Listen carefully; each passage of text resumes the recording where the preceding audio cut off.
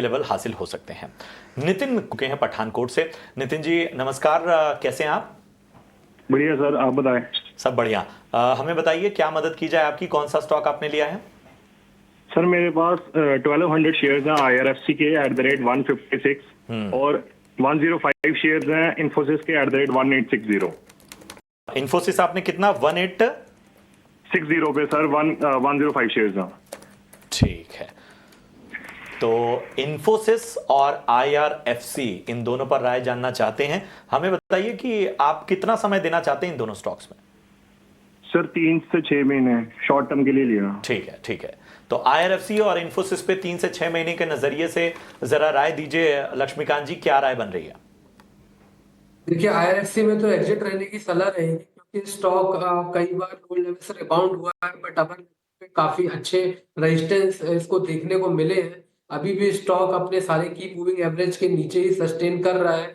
137 से लेकर 140 के स्ट्रॉन्ग रेजिस्टेंस है। जब तक स्टॉक इसके नीचे ट्रेड करता है तब तक इसमें सेलिंग प्रेशर बना रहेगा, और आने वाले समय में अगर ये 110 के लेवल के नीचे अगर क्लोजिंग दे देता है तो हमें फर्दर डाउनवर्ड ट्रेंड देखने को मिलेंगे।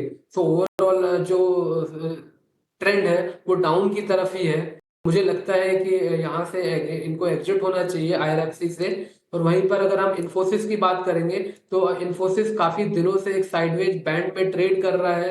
जो अपर साइड के लेवल्स हैं वो 1550 से लेकर 1570 के आसपास आ रहे हैं।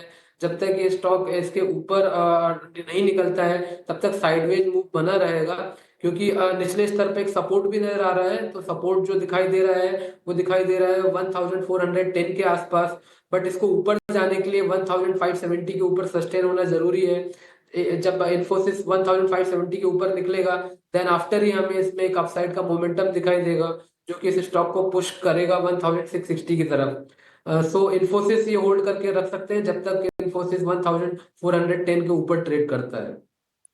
इन्फोसिस होल्ड करके रखिए जब तक 1410 के ऊपर ये बना हुआ है।